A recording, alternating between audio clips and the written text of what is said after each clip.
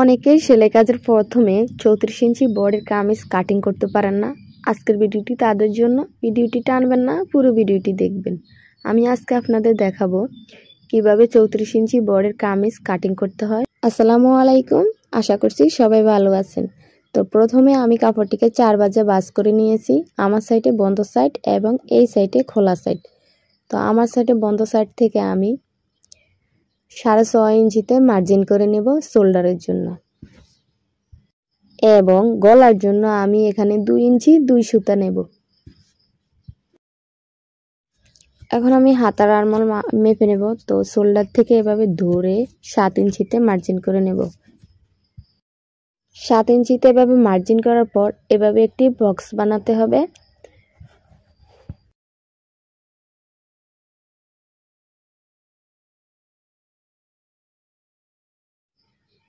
Box বানানোর পর এখন আমি আরমোলের শেপটি দিব। তো কোন জায়গা থেকে আপনারা আরমোলের শেপটি দিবেন তা একেবারে সহজভাবে বের করতে পারবেন এই নিয়মে। ফিতাটিকে এভাবে ধরে মাঝখানে একটি ভাগ দিয়ে তারপরে এভাবে শেপ দিয়ে নেবেন। এখন আমি বডির মাপটি নিব। তো তার জন্য বডির মাপটি নেওয়ার জন্য বগলের নিচে আমি এখানে 9.5 ইঞ্চিতে মার্ক করে নেব। তারপর আরও 1 ইঞ্চি বাড়তি নেব। তো এই যে দেখুন মাপটি নিয়েছি। এখন আমি মূল বডির জন্য এই যে এখানে মূল বডিটি হবে। তো মূল বডির জন্য এখানে আমি 8.5 ইঞ্চিতে মার্ক করে আরও 1 ইঞ্চি বাড়তি নিলাম সেলাইয়ের জন্য। এখন কোমরের দিক এসেছি। তো কোমরের দিকে ঠিক এইভাবে মার্ক করে নেব এবং উপরে শোল্ডার থেকে ধরে 18 ইঞ্চি নতুবা 19 ইঞ্চিতে একটি মার্ক করে নেবেন। যারা একটু খাটো তাদের জন্য 18 ইঞ্চি, আর যারা একটু বেশি লম্বা তাদের জন্য 19 ইঞ্চিতে এইভাবে একটি মার্ক করে নিয়ে তারপর আপনারা যে মাপটি আছে বডির ওই মাপটি নিয়ে নেবেন। তো আমি এখানে 8.5 ইঞ্চিতে মার্ক করে নিয়েছি। তারপর আবার 1 ইঞ্চি নিয়েছি সেলাইয়ের জন্য। এখন আমি যে নিচের যে মূল ঘেরটি হবে তার কত ইঞ্চি নেবেন আপনারা তার একটি ধারণা দেব। এখন আমি এই যে দেখুন নিচের ঘেরের জন্য 13 ইঞ্চি রেখেছি। 13 ইঞ্চি রেখে এইভাবে একটি মার্ক করে নিয়েছি। যাদের বডি 32 আর তারও কম তাদের নেবেন 11 ইঞ্চি, আর যাদের বডি 34, 35, 36, 34 থেকে 40 এর মধ্যে তাদের জন্য 13 ইঞ্চিতে নিয়ে এভাবে মার্ক করে নেবেন কাটিংয়ের সুবিধার জন্য। আর এই যে নিচের পার্ট আর এটা হলো উপর পার্ট। এখন আমি কাটিং করব। গলাটিকে একটু মার্ক করে রেখে তারপর পুরোটা কাটিং করে নেব, কারণ গলাতে আমি ডিজাইন করব তার জন্য। তো ডিজাইন গলা এইভাবে কাটিং করতে হয়। প্রথমে বডি কাটিং করে নিয়ে তারপর মেশিনের উপরে ডিজাইন গলা সেলাই করতে হয়। তো আপনারা খেয়াল করবেন আমি কিভাবে কি করি। তো এখন আমি এখানে গলার জন্য একটি মার্ক করে কাটিং করে নেব।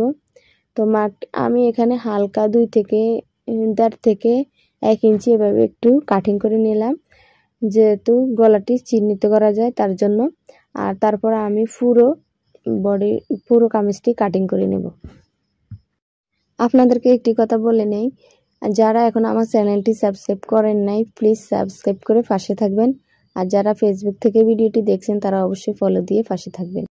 হাতার আরমোলটি এভাবে কাটিং করে নিলাম। এখন আমি পিছনের যে গলাটি পিছনের গোল গলা কাটিং করব তার জন্য এভাবে 4 ইঞ্চিতে মার্ক করে নিয়ে এভাবে গোল গলা কাটিং করে নিলাম। এখন আমি হাতা কাটিং করব। তার জন্য হাতার কাপড়টিকে এভাবে প্রথমে 2টি ভাঁজ করে নেব। তারপর এইভাবে বন্ধ সাইড থেকে এইভাবে আরেকটি ভাঁজ দিয়ে 4 ভাঁজ করে নেব।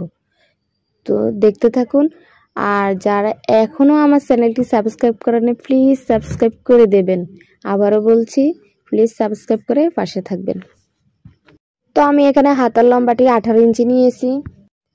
তো 18 ইঞ্চিতে এভাবে মার্ক করে নেওয়ার পর কাটিং করে নেব।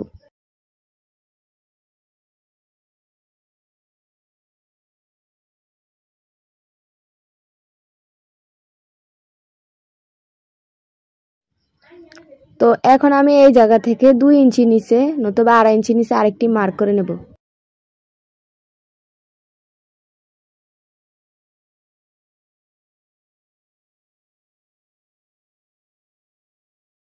এখন আমি হাতার মোহরাটি মেপে নেব। তো হাতার মোহরা যত অত রেখে তারপরে এইভাবে মার্ক করে নেওয়ার পর কাটিং করে নেব।